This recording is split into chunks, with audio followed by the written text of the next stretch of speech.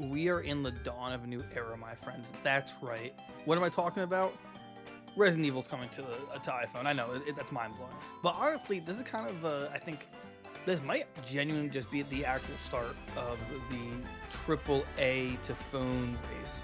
Like so, Resident Evil was it Village? Right? I'm still looking here. Oh, Resident Evil 4 remake. It's gonna cost $60 on the iPhone 15 Pro, so Pro Max, and that's kind of insane. Granted, it's gonna.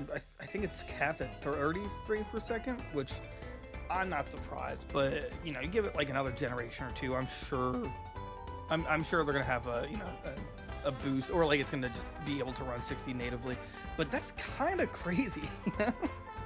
And then the Resident Evil Village is gonna be coming on October 30th. That's gonna be $40. And all of both of these, and I assume Mirage as well, which is next year, they're going to be completely cross-compatible with any Mac laptop, so MacBook, with an M1 processor. I have a MacBook Air M1, so it could run on that, which I'm kind of curious to try. And also an iPad if it has an M1 on it. That's kind of nuts. That's kind of a game changer if you ask me. If you really think about it, like genuinely. Yeah, you could buy it on your console. Okay, I mean, you know, it's never a bad choice, right? Or you could buy it on your phone, which you bring everywhere, and you get it on your laptop and your iPad. This is like such a big brain move from Apple to like not which to let you play it anywhere. Because you think they let you do that with a Final Cut, but no, there's like the iPad version you have to pay monthly for some dumb reason. But you know, it's like think about it. That means that you pay for it once, you get 3 different versions of the game, which that's that's more than Xbox. It's not like you're gonna have an Xbox Series X and a Series S. You know, it's not like you're ever gonna go from Xbox Series X to your original Xbox One. You're not gonna go between the two. So this is such a great, this is a good time. This is a start. I genuinely think this is going to be I think we're going to start. I think every Apple event now is going to show a couple games, which I really do believe that studios are going to see this and be like, huh, why don't we port this over like our game? You know, I'm sure there's. Granted, I think this can only realistically work with single player games, because with multiplayer, like mobile games don't have a lot to them. I mean, I'm not really sure about Call of Duty Warzone mobile, but usually don't have a lot to them, so they're able to play better and just, easily, even with online. But, single player games like Village and Resident Evil 4, that's a really decent option for like where you want to play your game. Granted, you're not going to get, there's Apple stupid achievements, but who cares about that, right?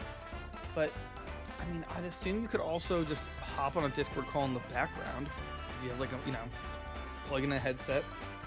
Although the AirPods Pro, their mic sucks. I mean, it is it is bad. It is really bad. But you have a wired one. You're gonna sound pretty good. The audio's gonna sound good, and you're gonna have it anywhere you want. And I also assume it's gonna have cross save, right? It has to.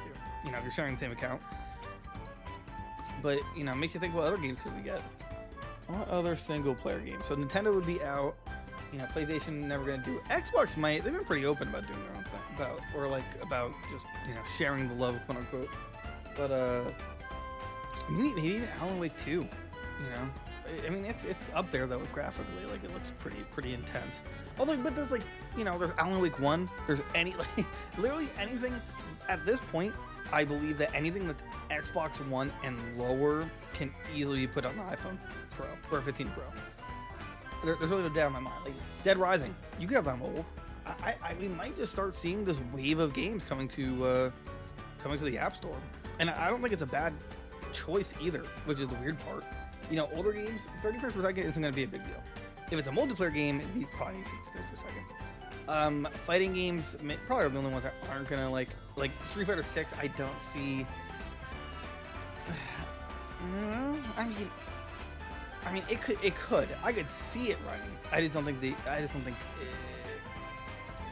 think since it's always gonna be online experience or what you're mostly playing it for, I don't see it coming to the iPhone. But I wonder, they have to probably do with licensing fees, but there's plenty of games where it's like Dead by Daylight, even though that game is trash now. That game's trash. But like it lets you, they have cross progression in some sense, and it lets you like get signed to your I don't know, Dead by Daylight account. But like I wonder if you could do that for like, you know, full games on the iPhone. So then it's like I want to play my Xbox game, but you know what? I want to play on a road trip because there's no, you know, mobile version of Xbox unless you bring a laptop with you everywhere. In which, well, if you have PC Game Pass. But my point still stands. There's gonna be, I think, with probably maybe not next year, but the year after that, I think we're gonna just see this big wave of games coming. And I'd love to know what games you would like to see, or what games you think are gonna come. They got plenty of Resident Evil they could go through. They still have the 1 and 2 and 3 remakes, right? There's all those. The Batman games they could definitely do. I think this is Apple finally seriously getting into the gaming market. I think everything else was kind of a joke. I think metal upscaling. I don't think the laptops are there. I think I tried playing one game on my Mac and it just doesn't. It's not meant for it. But they might start doing like gaming configurations. I wouldn't put it past them. Oh, they're gonna cost you like, you know, $3,000. Like, oh, you want, you know, and they could do it. I don't see why they wouldn't. But this is interesting times with them. Oh, mind you, it says here that the upcoming port of Resident Evil 4 includes over touch controls. While this control layout is supported, Capcom notes that the game's on the game's App Store listing has recommended players use a controller like Backbone for the best experience. Yeah, I mean, you should definitely have a controller for these kind of games.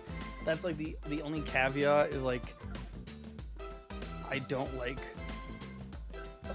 touch controls. I don't like holding my phone and like touching the screen. I just never like that. But I'll attach a controller to it.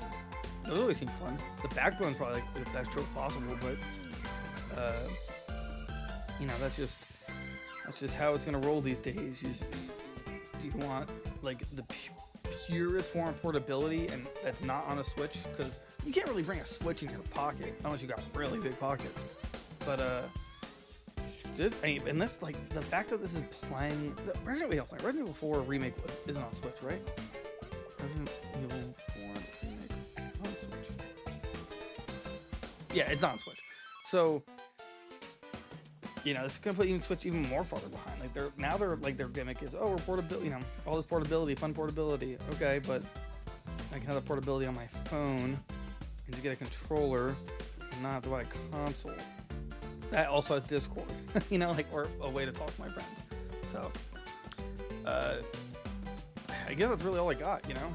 I'm kind of excited for this future. I just don't think there's going to be any games I buy personally, because I need to record it as well. But for the average gamer, I think it's going to be great. There's going to be good times coming ahead. So, like, comment, subscribe, tell me what you think, tell me your favorite color, and just, you know, also, would you play games on your iPhone like that, full on? Ports? Let me know. See you guys next time.